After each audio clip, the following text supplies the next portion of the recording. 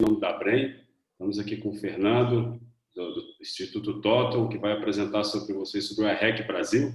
E eu deixo com o Fernando as maiores explicações desse importante instrumento aí de recuperação de crédito de carbono e incentivo à geração de energia renovável em todas as fontes renováveis. Obrigado, Yuri. Bom dia a todos. Vamos aguardar mais um minutinho aí para dar as 10 horas da manhã. Eu já vou compartilhar aqui a apresentação. Eu tenho uma apresentação aqui que deve durar uns 15 minutos, e aí a gente abre para as perguntas e dúvidas. As dúvidas podem ser feitas no bate-papo. A gente abre aqui e vai respondendo as perguntas. Acho que o Yuri também deve ter algumas perguntas que são dúvidas que já são do setor, então ele em seguida faz essas perguntas. Então são lá 10 da manhã. Então vamos colocar aqui compartilhar a tela para fazer a apresentação. Então acredito que todos devem estar vendo aí. Nós vamos falar dos certificados de energia renovável no Brasil. Então, o Programa Brasileiro de Certificação de Energia Renovável é um programa que começou em 2013, no início com o apoio dos fundadores, que foram a Abragel, Associação Brasileira de Geração de Energia Limpa, a turma que congrega o pessoal de geração de pequenas centrais hidrelétricas, e a Associação Abeólica, que é a associação que congrega toda a cadeia produtiva da indústria de produção de energia eólica no Brasil, desde os fabricantes até comercializadores de energia e os próprios geradores. Ao longo do tempo, a gente foi contando com apoiadores. Começamos aqui pela ordem com a Bracel, pessoal de comercialização de energia, em seguida a CCE, depois, salvo engano, no ano passado, com o pessoal da Biogás, e agora, nesse ano, nós contamos com a participação, com o apoio da Abrem, na figura aí do Yuri, a quem eu agradeço pela abertura aí do espaço. Então, eu vou explicar para vocês como funciona o programa e qual é o interesse que ele tem junto a geradores de energia, e eu vou explicar as particularidades da geração de energia a partir de resíduos, e do ponto de vista dos consumidores de energia, das empresas, o que as empresas ganham possuindo esses certificados de energia renovável. Então, vamos primeiro entender o que é o Renewable Energy Certificate, o REC. Né? O REC é um sistema confiável de emissão, rastreamento e transferência de atributos ambientais de energia. Então, como é que funciona o REC? Não é uma iniciativa do Brasil, isso já tem cerca de 20 anos no mundo. A pergunta era o seguinte: como que uma empresa consumidora de energia consegue falar que ela é consumidora de energia renovável? Então, um jeito mais simples seria o seguinte: você tem uma indústria, você tem uma pequena central hidrelétrica do lado da sua indústria, você põe um cabo de energia da central hidrelétrica, da PCH, até a tua indústria, e você entrega essa energia para a sua indústria. Como é uma energia hídrica, fechado, você está com energia renovável. Ótimo, isso é válido, mas isso não se aplica a 99,999% das empresas. Normalmente, as empresas, isso não no Brasil, no mundo, elas estão conectadas a um sistema integrado de distribuição, de transmissão e distribuição de energia, como é o caso do Brasil.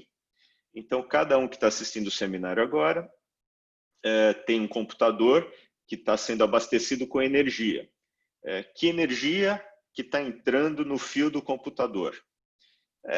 Pode ser um misto de energia hídrica, por exemplo, de Itaipu, pode estar entrando também um pouquinho de energia nuclear, lá de Angra dos Reis, e a gente pode ter, em alguns, eventualmente, períodos de pico de energia, lá para as 2, 3 horas da tarde no verão, eólicas lá do Nordeste, transferindo energia para cá, para o sul ou para onde vocês estão. Ou seja, a energia que se consome na ponta do fio não pode falar nem que é verde, nem que é de térmicas, por exemplo. Então, nós também temos, aliás, nos últimos meses, o despacho térmico tem sido alto, por causa das chuvas que estão aquém do esperado, principalmente aqui no sul-sudeste.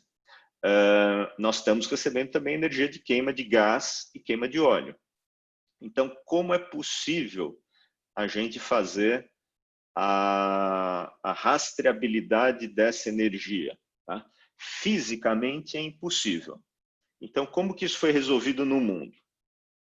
Do ponto de vista da geração, cada megawatt-hora de energia renovável que é injetada no sistema é um REC, a gente carimba um certificado nisso. Então, esse é o sistema de book. Então, nós vamos registrar num livro cada megawatt-hora de energia renovável que é injetada no sistema. Isso vira um título, chamado REC. Esse título é comprado do lado de cá por consumidores de energia. Então, eu vou fazer um crédito aqui, eu vou debitar aqui, vou tirar dessa lista. Então, eu faço um sistema de book desse lado, em claim, alegação, ou seja, a empresa só pode alegar que tem energia renovável se ela tiver os RECs, esse instrumento, esse certificado na mão. Então, esse é o sistema que existe aqui no Brasil, existe na Europa, existe nos Estados Unidos, na China, na Austrália, em todos os países do mundo. Na impossibilidade de fazer o rastreamento físico da energia, você faz esse sistema de book and claim. Evidentemente, se, por exemplo, num determinado sistema elétrico, se você tem 20% da energia ou 10% da energia renovável e mais consumidores quiserem fazer a alegação, não tem jeito, né? Ou seja, aqueles 10% vão ser emitidos, entregues para os consumidores. Se tiver um novo consumidor que entrar, ele vai ter que se contentar com a energia suja do grid, porque não vai ter certificados para ele. Então, é um ativo, o REC, que é criado pelas empresas geradoras de energia. Esse ativo é comprado pelos consumidores, ou seja, ele é criado pela geração e ele é adquirido pelo consumidor de energia. Pode haver intermediários aí no meio? Pode. Isso pode passar por uma comercializadora, pode passar por um trader, mas o uso final do REC é o quê? A empresa que quer fazer a alegação de consumo de energia renovável. Em todo o país, existe um organismo que toma conta desses RECs.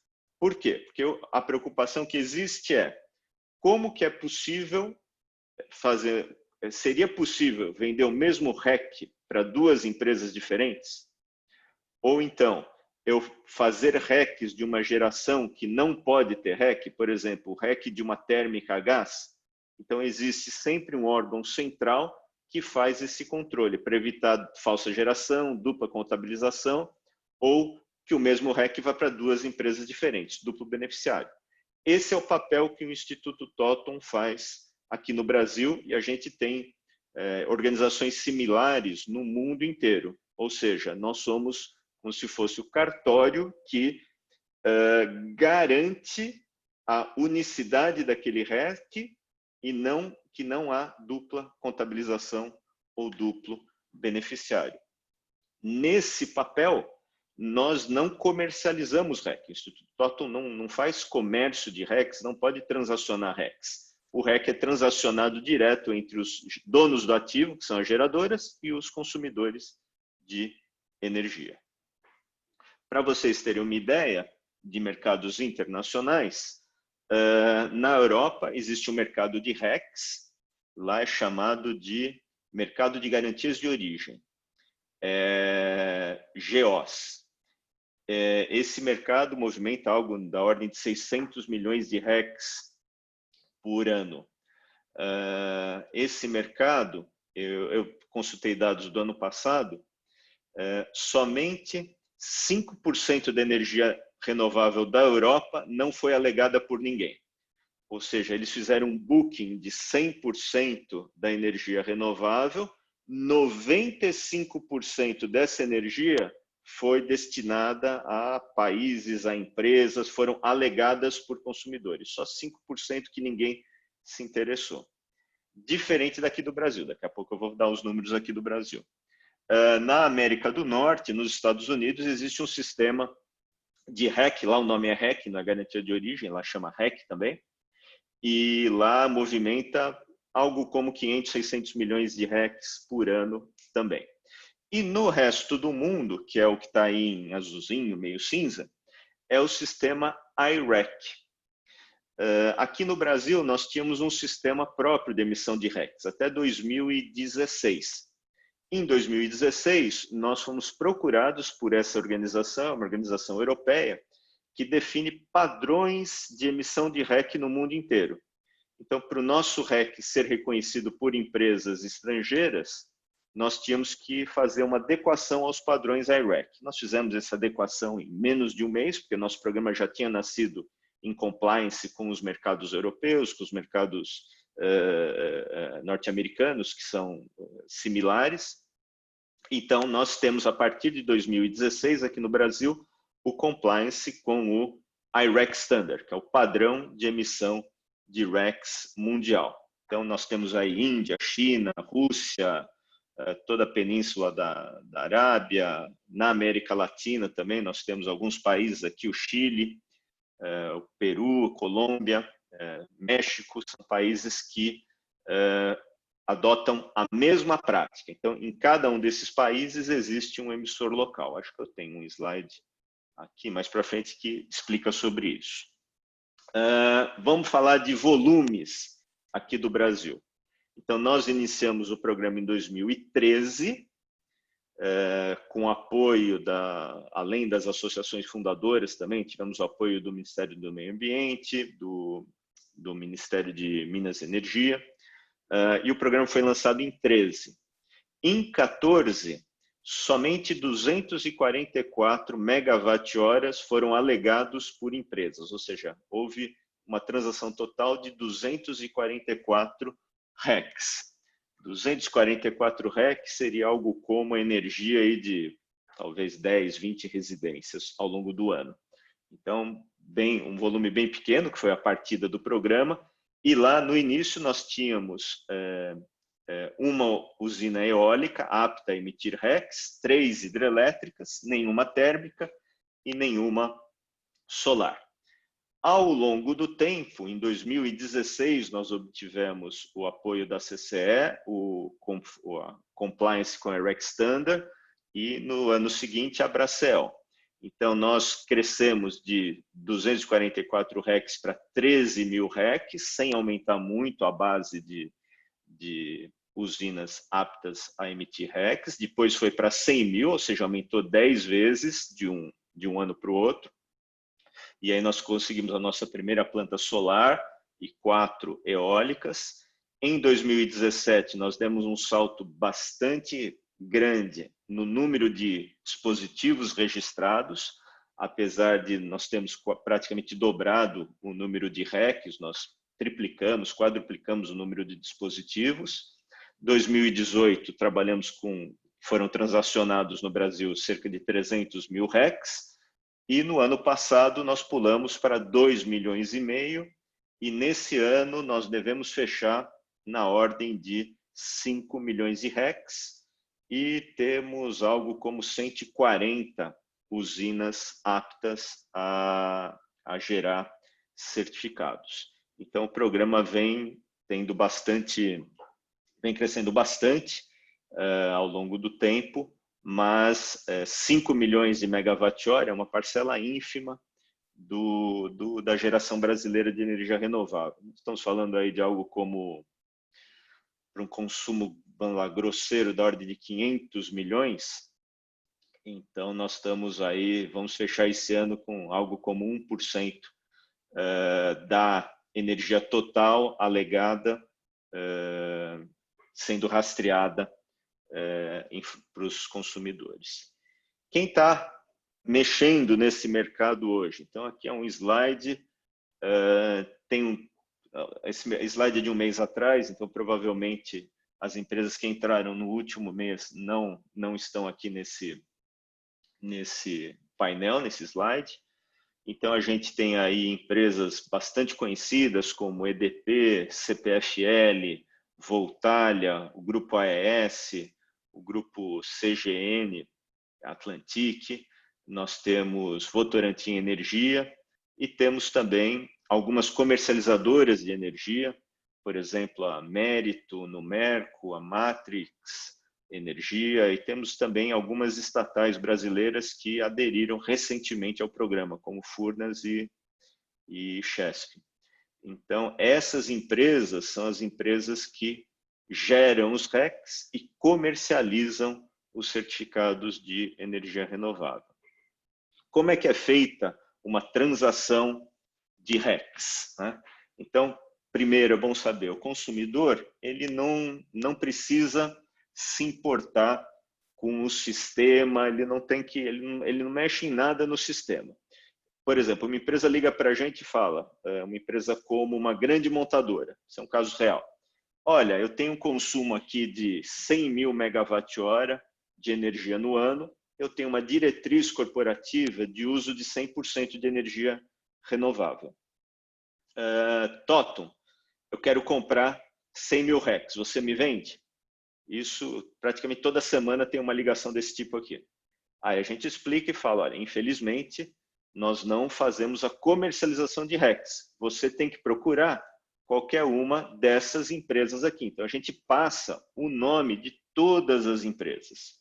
Aí, por exemplo, vamos pegar um caso aqui, a empresa já tem algum tipo de contato, ou tem algum tipo de relação anterior, por exemplo, com a Voltalia, né? Essa empresa aqui, a Voltalia. Então, ela vai falar para a Voltalia, essa montadora, vamos dar um nome para essa montadora, vamos dizer que seja a Toyota, tá? Vamos dar um nome para a montadora. Então, a Toyota nos procurou e fala, olha, eu preciso de 100 mil RECs, que foi a energia do ano passado. Daí a gente fala, a gente não vende, conversa com algumas dessas empresas aqui. Aí ela vai e conversa, por exemplo, com a Voltalia.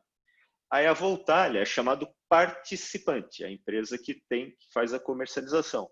Aí a Toyota vai colocar os seus requisitos. Olha, eu quero 100 mil RECs de energia gerada no ano de 2000 de fonte eólica ou hídrica. Então, o cliente define. Ou ele pode falar, olha, eu quero qualquer tipo de REC. Tá? Aí o participante ele vai olhar se ele possui no seu portfólio esse tipo de REC emitido. Então, o que o participante vai fazer? Vai ser combinado um preço entre consumidor e vendedor e participante, vamos supor aí $1 por REC. A transação é feita em reais no Brasil, então é melhor falar, por exemplo, R$5 por REC. Então, R$5 por REC vezes 100 mil RECs são 500 mil reais. Então, o consumidor vai pagar pelo rastreamento da energia dele do ano em curso 500 mil reais, porque ele consumiu 100 mil megawatt-hora e vai pagar R$5 por REC. Então, ele vai pagar para o participante esses 5 mil reais. Essa transação é feita e eu estou aqui no Totum, quietinho, dormindo, não estou sabendo de nada. Tá? Aí, o consumidor se acertou, a Toyota se acertou com a Voltalia, legal, fechada a transação. Tá bom, agora nós vamos ter que entregar o produto. Aí, a Voltalia vai ligar para o Totum, na verdade não vai ligar, vai entrar num sistema informatizado e vai solicitar a emissão de 100 mil RECs. Nós temos um sistema integrado com a CCE, onde a gente sabe se a empresa tem esse estoque de RECs, porque nós controlamos toda a geração de energia renovável no Brasil por meio de um sistema. Então, ela vai lá no sistema, no nosso sistema, pede a emissão desses RECs e faz um pagamento para o Instituto Totum pela permissão de emissão desses RECs. O valor é de 14 centavos por REC. Então, nesse caso, ela vendeu já por R$5 e, para emitir, ela vai nos pagar 14 centavos por certificado emitido. E nós vamos emitir e colocar na conta de quem? Na conta da Voltalia. Aí a Voltalia vai entrar no mesmo sistema de computador, no sistema informatizado. Já esse sistema é o sistema do IREC Standard, é uma plataforma mundial. O sistema do TOTO é uma plataforma brasileira, o do IREC Standard é uma plataforma mundial, que se comunicam. Aí ela vai entrar nessa plataforma, vai abrir uma conta de aposentadoria em nome da Toyota, e aí pode ser Toyota do Brasil, pode ser Toyota planta do interior de São Paulo, planta de Sumaré, ou pode ser planta de Campinas, ou concessionárias. Aí vai escrever a conta do consumidor do jeito que o consumidor deseja, vai pegar aqueles RECs, aqueles 100 mil RECs que nós emitimos e colocamos na conta da Voltalia, e esses RECs vão ser transferidos para a conta, essa conta criada nesse sistema, conta da Toyota. Uma vez que é feito esse movimento, é chamado de aposentadoria. O que significa aposentadoria? Eletronicamente foi para essa conta, a Toyota não pode mais mexer nesses RECs. Esses RECs foram aposentados. Outras empresas falam, eles foram cancelados. Agora, qual que é o interesse da Toyota em fazer isso? Ela vai poder fazer uma alegação crível de que 100% da energia que ela consumiu num determinado período veio de fonte renovável. Ela mostra esse documento, é gerado um documento de aposentadoria, e com isso ela pode dizer que suas emissões de carbono em função da aquisição de energia elétrica têm o valor zero. Então, com isso ela consegue ela consegue demonstrar que sua pegada de carbono é uma pegada limpa. Então, essa é a utilidade do REC. Quem faz isso hoje no mundo pelo IREC? Então, esses são os parceiros do Totum no mundo. Então, nós temos aí, por exemplo, na área central da África existe um emissor, nos Emirados Árabes, outro emissor, na Rússia existe um outro emissor, e no Brasil está lá o logo do Instituto Totum. Então, existe uma cadeia. Por quê? Porque cada emissor local conhece as particularidades do seu sistema elétrico. Então, é impossível um órgão central lá da Europa ou dos Estados Unidos emitir RECs para o resto do mundo. Por quê? Porque tem particularidades cada sistema. Então, cada uma dessas organizações ou são operadores nacionais de sistema, ou são bolsas de clima, ou são certificadores, são organizações públicas ou privadas que conhecem o sistema elétrico de cada país e conseguem emitir os RECs de uma forma consistente com a legislação local. Para finalizar, só para vocês terem uma ideia aqui de volumes, né? No mundo foram emitidos algo como 600... Desculpe, esses aqui são dispositivos. São 600 dispositivos, 600 usinas aptas a emitir RECs no mundo inteiro. O Brasil conta com 140, então cerca de pouco mais de 20%. E o total de redemptions, ou seja, de transações de RECs, mostra esse crescimento aí. Lembrando que 2020 podem se fazer aposentadorias relativas ao ano de 2020 até maio do ano que vem. Então, esse número tende a aumentar bastante, é um número parcial. Isso aqui é o Brasil. Aqui a nossa capacidade instalada, o gráfico superior da esquerda, é a capacidade instalada. Então, apesar de a gente ter cerca de 70% dos empreendimentos, das usinas registradas serem eólicas, em termos de quantidade, em termos de potência, como nós temos algumas hidrelétricas grandes registradas, elas são prioritárias em termos de potência. Então, esse primeiro gráfico é em termos de potência. As aposentadorias que nós fizemos ao longo desse ano, então nós temos aí por volta de 2,5 milhões que foram usadas por empresas brasileiras e uma pequena parcela que foi exportada. Normalmente a exportação pode ser feita para países que têm conexão com o sistema elétrico brasileiro. Então, Uruguai, Paraguai, Argentina, empresas desses países, como não existe um sistema de I-REC lá ainda, eles usam RECs brasileiros. Essa semana mesmo eu estava conversando com uma empresa argentina que tem diretrizes mundiais de compra de energia renovável, que vai comprar RECs aqui do Brasil. Em termos de emissão de RECs, por volta de 3/4 das emissões, talvez um pouquinho mais, vem de eólicas hoje. Então, apesar de a gente ter a maior potência como hidrelétrica, em termos reais das transações, os parques eólicos respondem aí por mais de 2 milhões de RECs dos 2 milhões e 500. Tá? E aqui são as emissões brasileiras, sempre lembrando que 2020 vai crescer bastante, porque nós podemos emitir RECs de energia produzida em 2020 até maio de 2021. De novo, isso é uma regra mundial. Para finalizar, aqui é um painel das empresas, dos países que emitem RECs. Então, o Brasil é a última coluninha lá embaixo. Então, nós só estamos atrás da China, em termos de emissões de RECs. Né? Então, o Brasil hoje é o segundo mercado mundial de I-RECs. E, para finalizar, nós temos um sistema informatizado que tem blockchain. Então, todas as emissões brasileiras de RECs estão carimbadas numa plataforma de blockchain, de maneira que a gente tem uma dupla camada de garantia em função dos RECs que são emitidos. Qual que seria o desafio hoje para as empresas ligadas, geradoras, né, que geram energia ligadas à ABREM? A emissão de RECs de queima de resíduos é permitida mundialmente, está lá nas normas do I-REC Standard, porém, só é permitida a emissão de RECs do potencial de energia dos resíduos renováveis.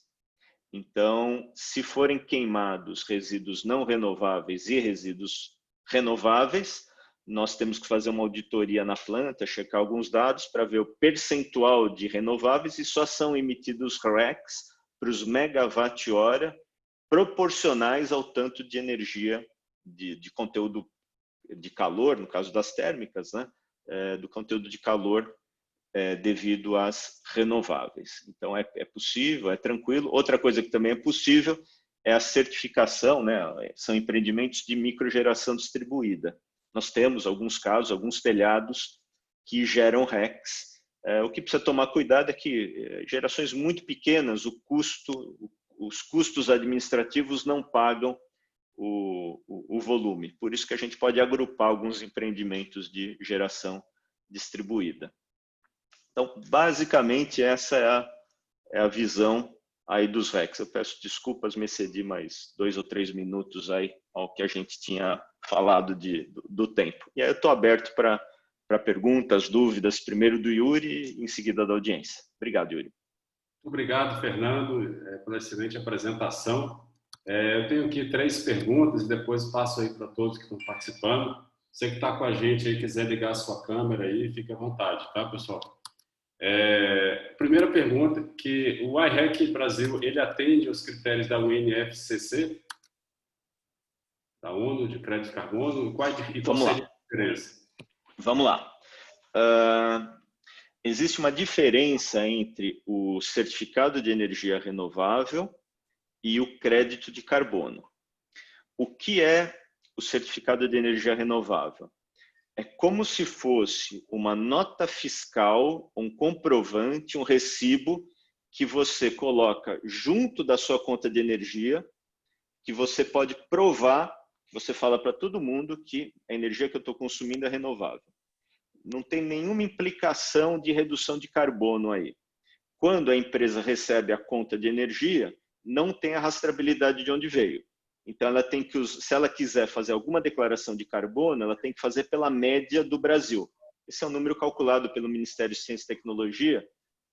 Grosso modo, bem grosso modo, cada megawatt-hora equivale a 100 quilos de carbono colocado na atmosfera. É um pouquinho menos, mas vamos, para deixar mais simples, 100 quilos. Então, A empresa que não tem o rastreamento, ela tem que reportar, ela é responsável por 100 quilos de carbono por megawatt-hora. A empresa que tem o REC, que tem esse documento por trás, ela pode, no limite, se nós estamos falando de energia eólica, hídrica, por exemplo, dizer que a sua pegada de carbono é zero. Ela não está reduzindo a pegada de carbono, ela simplesmente está declarando uma determinada pegada de carbono. Crédito de carbono é uma redução de emissão. É um ativo também que permite você reduzir emissões. Então, uma usina hidrelétrica, uma usina de energia renovável, ela pode vender energia para um cliente, REC para outro cliente, e se ela tiver um projeto de crédito de carbono, eventualmente ela pode vender as reduções de emissão para outro cliente. Então, são 3 ativos diferentes que não necessariamente se conflitam. Então, se a empresa geradora de energia tiver um projeto de carbono de acordo com Voluntary Carbon Standard ou de acordo com o NFCCC, ok, pode comercializar. Detalhe, uma empresa pode comprar quantos RECs? No máximo, o seu consumo de energia. Imagina que aquele caso que eu dei da Toyota, ela consumiu 100 mil megawatt-hora. Se ela comprar 120 mil RECs, o que ela faz com esses 20 mil RECs a mais? Nada. Por quê? Porque ela está rastreando uma energia que ela não consumiu. Então, não tem uso, não abate, não se faz nada. Já crédito de carbono, uma empresa que compra crédito de carbono, primeiro, não tem limite, ela pode comprar quanto que ela quiser. E não tem relação entre o produto, por exemplo, uma usina, uma granja de porcos, tá? Que tem um projeto de crédito de carbono, um escritório de telemarketing pode comprar esses créditos de carbono. Mas o que tem que haver uma estrutura de venda de telemarketing, uma empresa de telemarketing com porco? Nada. E é isso mesmo, crédito de carbono é isso mesmo. Ou seja, é um ativo que pode ser comprado por qualquer empresa. Já o REC só pode ser comprado por quem consome energia elétrica, até o limite do seu consumo de energia elétrica. Se comprar um pouco a mais, não tem o que fazer com isso. Então, essa é a diferença entre os RECs e os créditos de carbono. São ativos diferentes. Fernando, essas transações do iREC Brasil, elas podem ser feitas com outros países? Isso é possível? Por exemplo, imagine que o Brasil chegue a uma geração renovável muito grande no futuro, já é bastante renovável, mas chegue mais ainda, e outros países que não têm essa possibilidade, eles poderiam fazer transações internacionais? Como é que funciona isso? Vamos lá. Se, por exemplo, um associado da Abrem se registrar para emitir RECs aqui, tiver lá uma parcela de energia renovável, bonitinho, e tem lá à disposição 100 mil RECs. Vier um comprador da Tailândia, quiser comprar os seus RECs, o que a empresa aqui no Brasil tem que fazer? Tem que vender, não precisa perguntar nada. Quem tem que decidir se aquele REC é válido ou não é quem compra, não é quem vende. Então, primeiro ponto. Então, se alguém quiser comprar, pode vender. Ou seja, não tem nenhuma limitação. Aí, pode vender a mais do consumo energético? Pode. Vai ser um erro de quem está comprando, mas o vendedor não tem que saber isso. Você, aliás, como vendedor, nem tem acesso ao consumo energético da empresa. Então, se alguém quiser comprar, a dica é venda. Isso é uma coisa. Vamos falar de outra coisa em termos de boas práticas. O mercado de créditos de carbono, em geral, pode ser visto como um mercado mundial. Ou seja, uma redução de emissões de gás de efeito estufa feito no interior da África tem um efeito global, no aquecimento global, que independe da região. Então, existe comércio de crédito de carbono. Apesar desse comércio estar bem deprimido nos últimos anos, então é muito razoável que se compre crédito de carbono. Tem algumas limitações. Por exemplo, a Colômbia acabou de fazer uma legislação que é um imposto sobre combustíveis, que se a empresa que está comprando declarar que é neutra em carbono, ela está dispensada de pagar esses impostos. Só que qual que é a restrição? Ela tem que comprar projetos de crédito de carbono da Colômbia. Então, cada país pode ter uma regra diferente, mas em geral, e se a gente está falando de mercado voluntário, crédito de carbono pode ser comercializado no mundo inteiro. REC também pode? Pode. Porém, normalmente as boas práticas pedem o seguinte: eu sou uma empresa, por exemplo, eu sou a Microsoft, eu tenho uma operação na Índia que consome 50 mil megawatt-hora de energia por ano. Eu quero declarar consumo de 100% de energia renovável na Índia. Então, o que eu vou fazer? Eu vou comprar RECs na Índia ou vou comprar RECs no Brasil? A boa prática é que você compre RECs na Índia. Então, normalmente, os compradores de RECs são empresas que consomem energia no mesmo mercado físico ou no mesmo mercado em termos de regulamentos, não necessariamente conectado. Então, o natural é que os RECs brasileiros sejam comprados majoritariamente por empresas, não empresas brasileiras, empresas sediadas no Brasil, que consomem energia no Brasil. Tá? Mas pode ser exportado para a Argentina, para o Uruguai? Pode, é possível. Por quê? Porque existe uma interconexão física. Agora, cada empresa tem seus próprios critérios. Tem um caso que aconteceu há 2 anos atrás, 2 ou 3 anos atrás. Uma grande empresa multinacional da área de tecnologia, ela fez um statement de consumo de energia renovável. E no Brasil, ela tinha uma pequena operação no Brasil, comprou RECs aqui no Brasil. E ela tinha uma pequena operação no Chile. E queria comprar energia renovável lá no Chile. Só que na época, 2, 3 anos atrás, não existia um sistema de I-REC no Chile. Aí ela falou, o que eu vou fazer? Ela acabou comprando RECs no Brasil, que era o país mais próximo que tinha um sistema de RECs. Apesar de não ter uma interconexão física, nosso sistema com o sistema chileno. Isso é uma política de cada empresa. Então, normalmente, os RECs são comercializados dentro do mesmo país, dentro do mesmo sistema.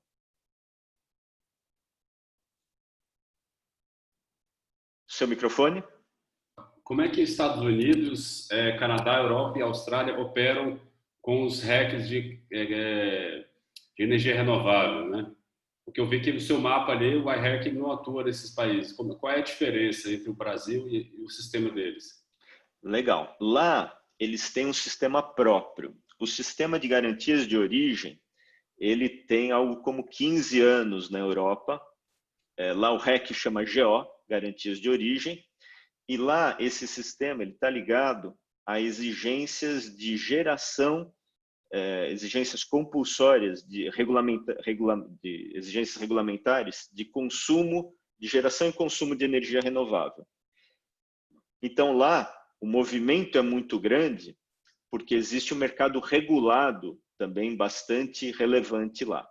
Então, lá funciona da mesma forma, cada país tem o seu emissor local, tem o Instituto Totum, a União Europeia tem o seu Instituto Totum, cada país tem o seu sistema. Isso é levado para um organismo central da Europa, onde são feitas as transações. Grande parte das transações já são carimbadas porque são regulatórias, e existe uma parte de voluntário. Parecido com isso é o sistema norte-americano. Lá se chama RECs.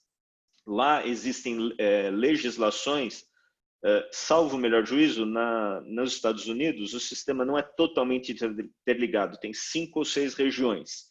Então, lá nos Estados Unidos, tem 5 ou 6 emissores de RECs de cada região. Eu conheço o pessoal lá de Minnesota, tenho bastante contato lá, que é uma empresa, um emissor local lá daquela região. Então, lá existe um misto de sistema voluntário e regulado. Nos Estados Unidos, eles têm o chamado RPS, que chama-se Renewable Portfolio Standard. São regras de geração e consumo regulados de energia renovável. Mas isso não é um sistema federal, isso é um sistema estadual. Cada estado tem metas diferentes em termos dos outros estados. Então, lá, quando se faz uma transação, o sistema é muito parecido, então existe o registrante, existe o emissor e existe a transação. O volume lá é alto, por quê? Porque existe também uma parcela regulatória muito alta. Diferente aqui no Brasil, que é 100% voluntário. Ou seja, o nosso sistema de RECs, ele não tem regulação estatal. Ninguém no Brasil é obrigado a gerar ou consumir energia renovável. Maravilha, Fernando. E qual a diferença entre o iREC e o CBio lá do RenovaBio?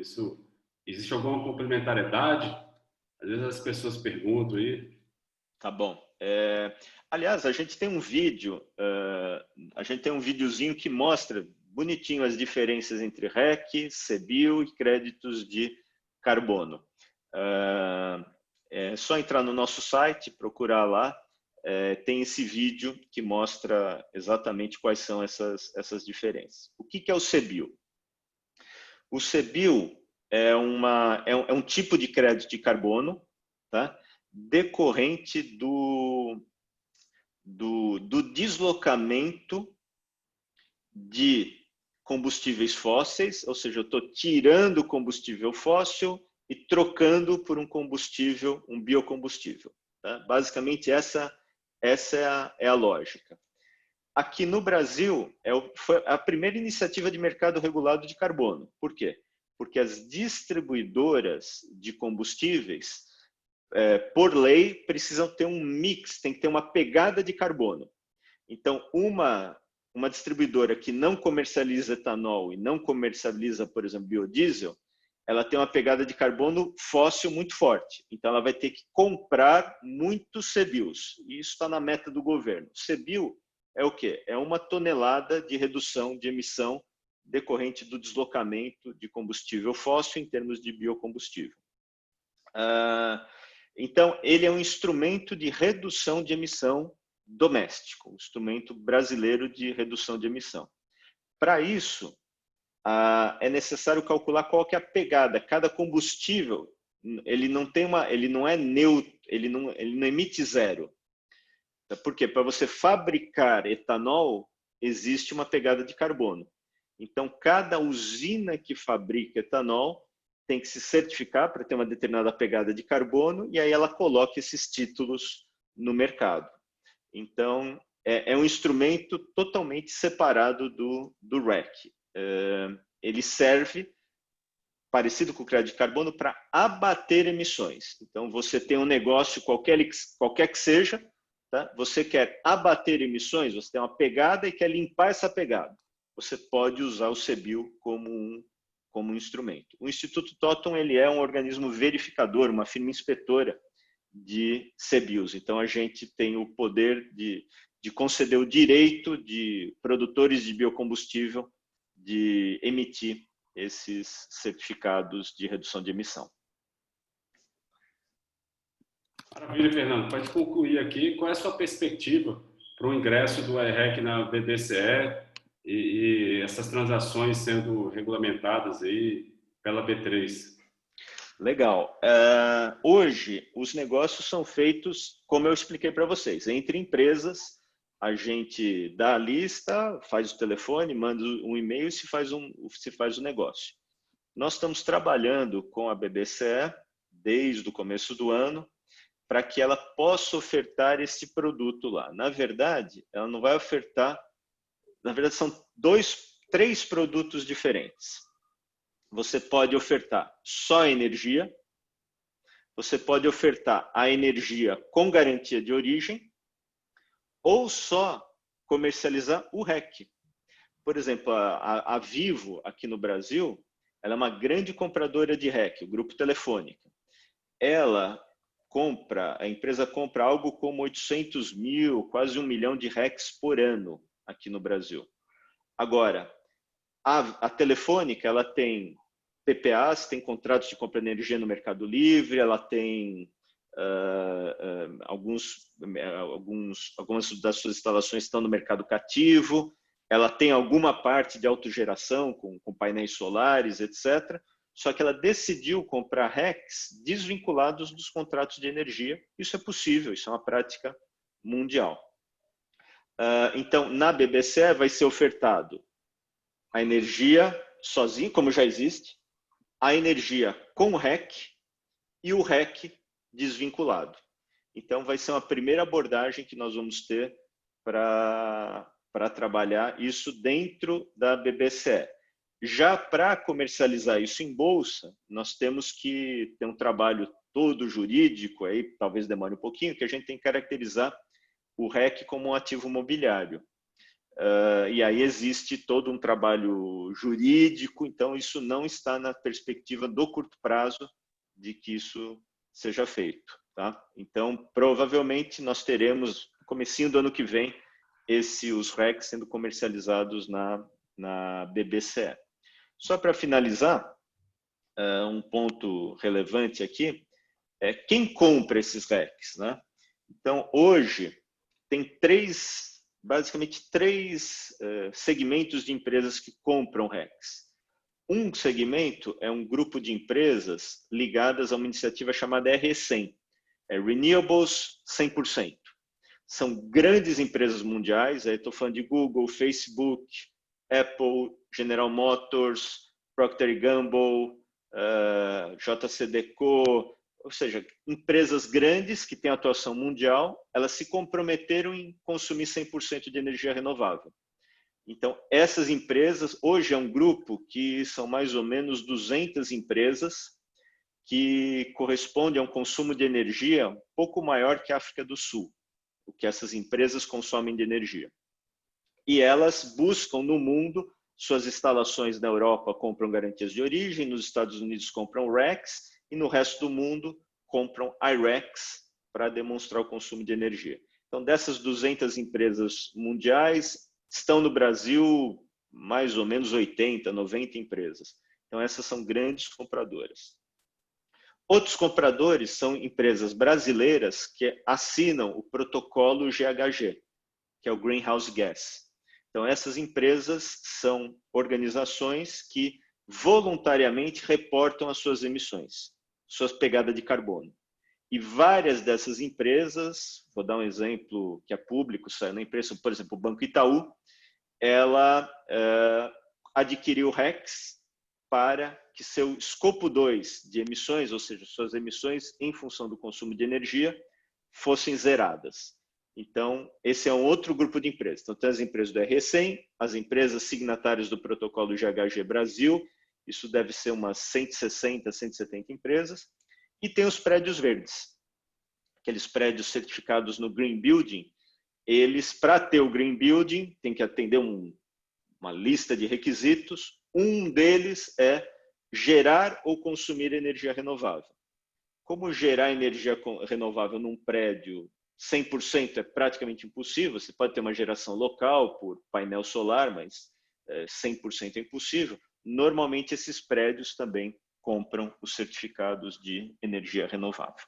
Então, esses são os grandes compradores de RECs aqui do Brasil. E aí nós estamos falando de, dentre essas empresas, quem já comprou? Toyota, BMW, Grupo Unilever, Procter & Gamble, Tiffany, que é a joalheria, JCDecaux, enfim, uma grande quantidade de empresas adquirem RECs, e isso está crescendo muito. Então, do ano passado para esse ano, dobrou a quantidade de emissões. A gente espera que para o ano que vem esse número triplique. Obrigado, Fernando. Agora eu vou passar a palavra aí para o público. Eu peço só para quem for fazer a pergunta para ativar a câmera aí. Se alguém tiver dificuldade, fala comigo aí que a gente ativa aqui também. Por favor, Sérgio, à vontade. Eu vou parabenizar o Fernando e ao Yuri pela live, né? Excelentes explicações aí, Fernando. Ficou claro a diferença agora em objetiva sobre crédito de carbono, né? E o I-REC. O RenovaBio ainda tem algumas confusões que a gente tem que esclarecer, até porque é muito novo. né? Mas eu fico com dúvida aqui, na questão aqui, Fernando, sobre que a TOTUS é o cartório, ela seria uma similar à CCE, né, para energia. A TOTUS seria aí o agente que faz a contabilização, né, dos IRECs. Mas uma coisa que não ficou claro, talvez porque você não deu tempo de você explicar somente por isso, é como que é definida de fato o valor unitário do IREC. Ele é 1 megawatt-hora. A dúvida é, ele é com base na garantia física da usina, ou seja, se tem uma eólica de 100 mega e ela tem uma garantia física de 50 megawatt médio, por exemplo, né, supor um altíssimo fator de capacidade dessa usina, por exemplo, baseado com P90, ou se você faz uma medição com base realmente na medição e faturamento dessa usina, porque é tudo contratual, né? É tudo base contratual. Então, estou supondo que você tem um contrato que você vincula a quantidade que aquela usina possa vender de selos, ou seja, se são 50 megawatt médio, seria 50 megawatts multiplicado por hora, né? Seria 50 unidades de IREC que você poderia vender para aquela usina. Então, isso não ficou muito claro, né? E outra questão, é a segunda dúvida, na verdade não é uma dúvida, né? É mais um comentário que, se a gente observar bem, essa iniciativa que eu vi começar lá, eu vi na primeira vez no evento, acho que foi em 2010 ou 11, como você apresentou ali, para uma pequena PCH, mas se a gente for perceber a característica do negócio, é que aqueles agentes que não estão investindo diretamente na sua própria usina, eles vão acabar fomentando mais o desenvolvimento de renováveis, né? Porque nessa agenda sustentável você acaba tendo esse drive, né, de as empresas, mesmo que estejam comprando energia, por exemplo, de uma hidrelétrica, né, de grande porte, por exemplo, ela vir com uma agenda sustentável, uma diretriz, e falar, olha, agora a gente quer também mostrar para os nossos clientes que a gente, por ser uma empresa que é, por exemplo, uma empresa de bombril, de arear panela, falei o nome bombril, mas é a marca, né? Mas a gente é uma empresa de arear panela, e a gente, teoricamente, a gente tem um rejeito grande dessa palha de aço, mas a gente quer mostrar que está contribuindo para ajudar o setor, e principalmente o saneamento. Então, a gente vai comprar selos, ou IRECs, né? Desculpa a minha falha aí, vamos comprar IRECs de usinas de waste to energy, por exemplo. Ok. O segundo ponto é exatamente isso, quer dizer, empresas grandes usam várias alternativas. Então, empresas grandes, algumas estão investindo em geração própria, outras estão se tornando sócias de empreendimentos que vão gerar energia ainda. Tá? Tem o caso, por exemplo, da Honda, fábrica de automóveis no Brasil. Ela montou um parque eólico no sul, de posse dela, é dona, ela como autoprodução. Agora, a capacidade de fazer isso é de empresas grandes. Se você é uma empresa menor, que às vezes está conectada ao grid, não tem capacidade de investimento, um jeito de fomentar energias renováveis é por meio exatamente da compra de RECs. E outra coisa, o REC, uma empresa de geração, ela pode fazer um contrato de venda futura de RECs. E provavelmente ela vai fazer em cima da capacidade física, enfim, da sua eficiência. Porém, os RECs são emitidos em função da energia efetivamente gerada. Então, a gente não entra na capacidade, choveu menos, então não deu certo para emitir. Não. Por exemplo, a gente tem algumas PCHs que a gente vai na emissão, na medição real da energia gerada, colocada no centro de gravidade. E para isso a gente tem os relatórios da CCE. Então, você pode fazer negócios até com venda futura de REC. Não tem problema, o negócio é feito entre as duas partes. Porém, quando nós falamos, olha, esse REC que está emitido, aquela energia foi gerada por aquele dispositivo de energia naquele mês, naquele ano. Entendi, então, é efetivamente gerada. Você recebe um relatório, um espelho da CCE, confirmando numa medição mesmo da usina, né? Quanto de fato foi, e você faz uma contabilização ex post, né? Você faz uma contabilização ali do mês, que vai ter um problema agora vai ser o preço horário, né? E depois, futuramente, aí nem pressão horária, agora é questão da operação em base horária, né? Isso vai dar uma complicação para vocês, aí eu imagino, né? O que nós estamos, a gente já tem um projeto piloto com uma empresa no qual nós vamos ligar o medidor da usina no nosso sistema. Ou seja, a geração de RECs poderá ser real-time, tá? Porque hoje a gente tem que aguardar o relatório da CCE, esse relatório, por haver contabilização, checagens, ele normalmente chega com 40, 50 dias de atraso. Então, nós estamos desenvolvendo, já é um piloto com uma empresa, onde a gente vai fazer a medição real-time. Ok, obrigado. Esclareceu minhas dúvidas aí. Obrigadão mesmo. Legal. Obrigado, Sérgio. Mais alguém, pessoal, gostaria de fazer alguma pergunta? Estamos aqui chegando ao fim do evento, mas tem mais 5 minutos. Se alguém tiver alguma pergunta, por favor. Estou olhando aqui no bate-papo. Também. Está liberado o áudio aí para todo mundo. Quem quiser perguntar. Muito bom. Então, Fernando, é isso. Quero agradecer. Excelente, Fernando, pelo evento. Acho que foi muito esclarecedor. Você conseguiu aqui abordar não só sobre o ERREC, mas uma visão geral, panorâmica, de mecanismos similares, para que as pessoas não confundam, né? E sabe exatamente o que é o objetivo do ERREC. Isso, eu acredito que é um instrumento muito importante. Veja, por exemplo, se você tem uma usina, você falou aí da montadora que comprou da Honda e que fez um parque eólico. Tá, mas o parque eólico às vezes tem um fator de capacidade de 45. Como é que ela vai complementar isso? Ela pode comprar ERREC.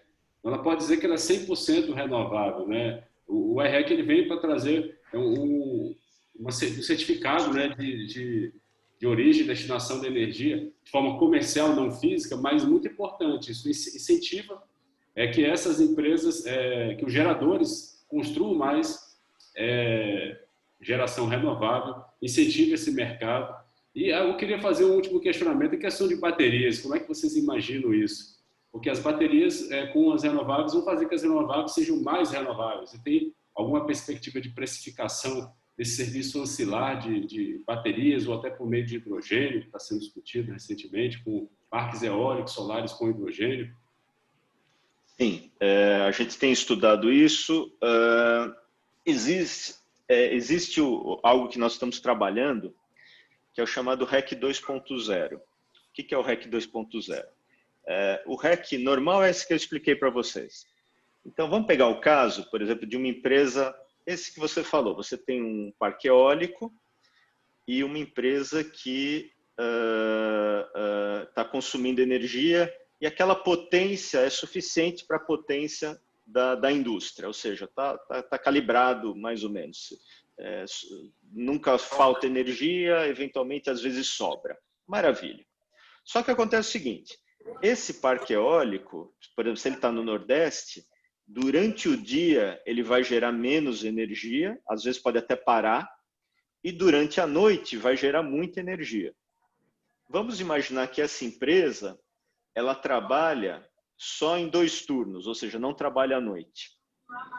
Então, eu não vou ter a compatibilidade necessariamente entre o consumo e a geração. O REC 2.0 vai vir para o quê? Para balancear o perfil de carga. Aí, por exemplo, entre os parques híbridos ou os parques com armazenamento. Por exemplo, já está se trabalhando, já existem parques com eólico e solar. No Nordeste, a particularidade é a seguinte, o solar só durante o dia quando tem sol, que é quando a geração eólica é menor. E à noite, zero de emissão, zero de geração solar e muita energia eólica. Então, você consegue aplanar a tua curva de geração. Então, isso faz com que você entregue um portfólio onde o consumo, de fato, seja renovável nas 24 horas do dia. Então, esse é o conceito do REC 2.0. Nós estamos montando os nossos sistemas aqui para conseguir entregar esse produto mais para o final do ano que vem. É algo que está começando no mundo, inclusive. Tá? Quando nós lançarmos, a gente vai estar em linha com o mundo. E aí envolve a questão de baterias, exatamente. Ô, Fernando, quero agradecer aqui imensamente a sua presença, os seus esclarecimentos, a presença de todos vocês aqui que participaram e desejo sucesso ao ERREC aí. Conte conosco para divulgar, disseminar esse importante mecanismo de certificação de energia renovável, incentiva essa geração tão importante para o Brasil. Muito obrigado, Felipe. Muito obrigado. Dúvidas? Vamos ao nosso site lá, institutototum.com.br. Lá tem todas as dúvidas e os contatos, caso vocês tenham algum questionamento. Obrigado, Yuri. Valeu. Obrigado. Obrigado, Fernando. Tchau, gente. Tchau, tchau. Valeu.